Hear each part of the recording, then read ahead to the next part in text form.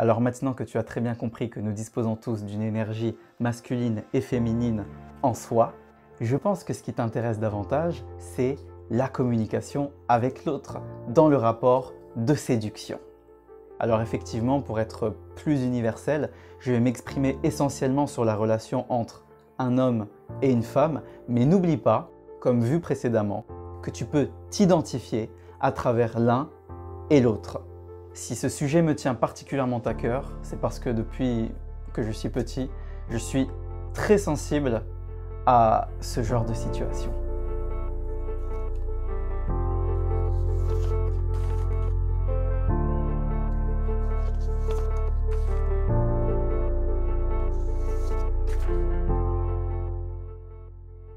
C'est triste d'assister à ce genre de séparation quand il suffirait simplement d'apprendre à mieux communiquer.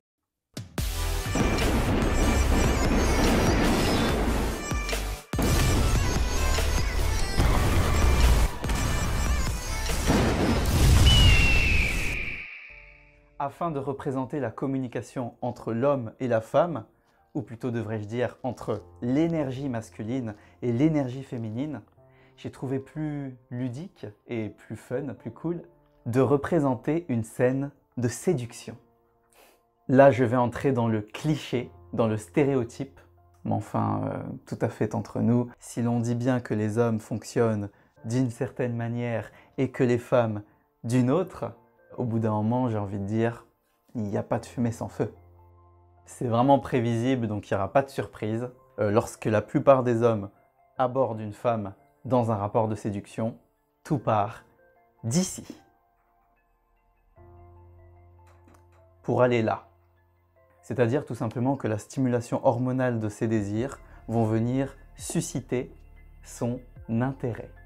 Et ensuite, qu'est-ce qui se passe? Le cerveau, donc l'intérêt, stimulé par les désirs hormonaux, il va venir élaborer une stratégie, une technique d'approche.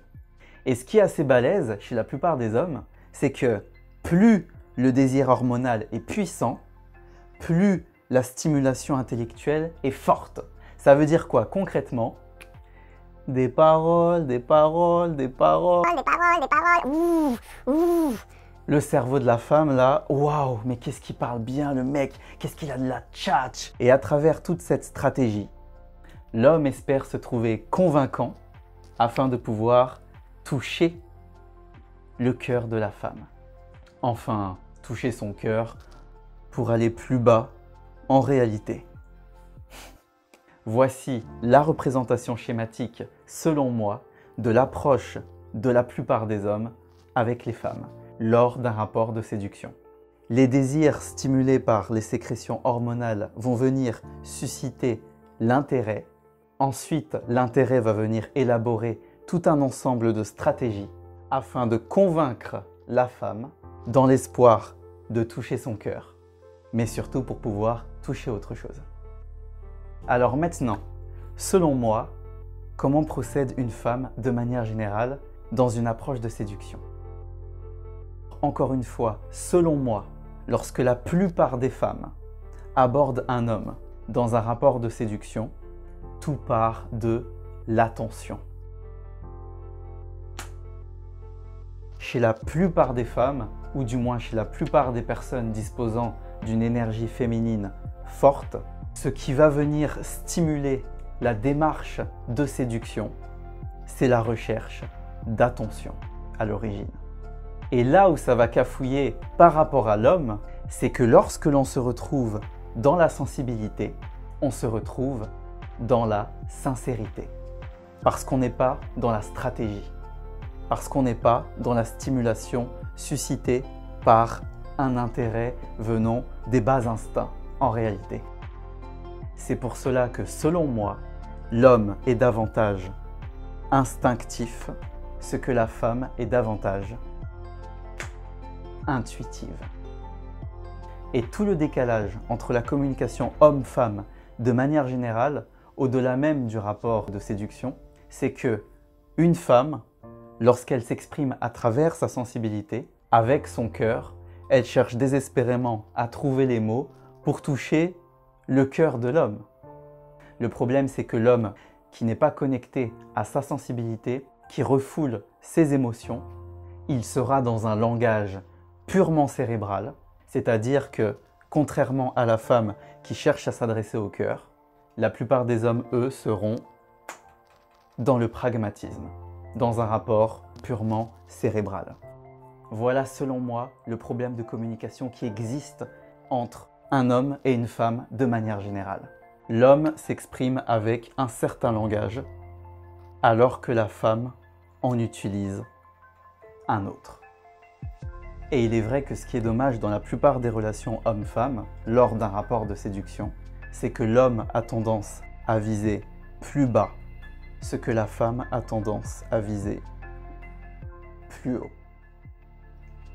Maintenant, encore une fois, nous disposons tous d'une énergie masculine et féminine, quel que soit notre sexe, ce qui signifie bien que certaines femmes disposent d'un fonctionnement proche de celui des hommes, ce que certains hommes disposent d'un fonctionnement proche de celui des femmes.